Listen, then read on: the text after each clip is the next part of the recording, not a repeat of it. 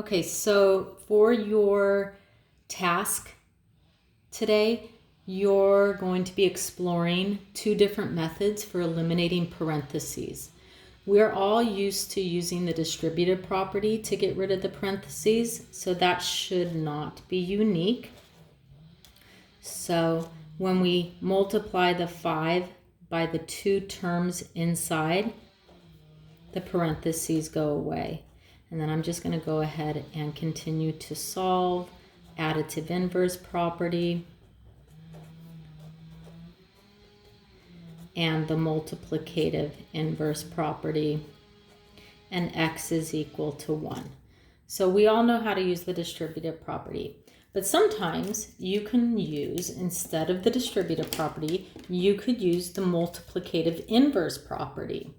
Now you only want to use this method to remove the parentheses if the multiplier is a factor of the terms. So I know that 5 does go into 25 evenly, so therefore I could use the multiplicative inverse property to get rid of the parentheses. So if I were to take this and multiply it by 1/5, 1/5 times 5 gives me 1, which means I just have one of these. So the parentheses are gone. And then whatever I did on that side, I'm going to use the multiplicative, inverse property on the other side. 1/5 of 25 is 5. Additive inverse.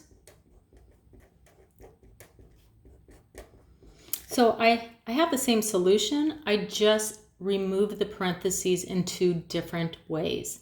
So I have this little game we're going to play. Which should we use? The distributive property or the multiplicative inverse property? And what I want you to do is I want you right now to pause the video, copy these equations down, and all I want you to do is tell me or write down, would you use distributive or would you use the multiplicative inverse? So stop the tape, the video. Okay, so now you're back. Hopefully you did what I asked, and I'm going to give you my answers. I would not use the multiplicative inverse property for this equation because 5 is not a factor of 16. And if I use the multiplicative inverse, I would get this yucky fraction. So for this particular problem, I would use the distributive property.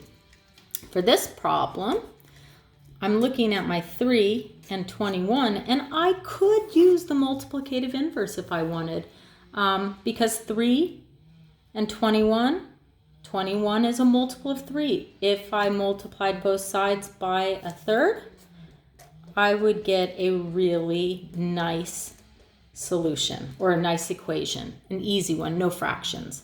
This one, 2 and 17, yeah, don't use the multiplicative inverse. It would be a mess. Distribute. And this last one, I would personally use the distributive just because I like that property, but you could use the multiplicative inverse property and still have a fairly nice problem to work with.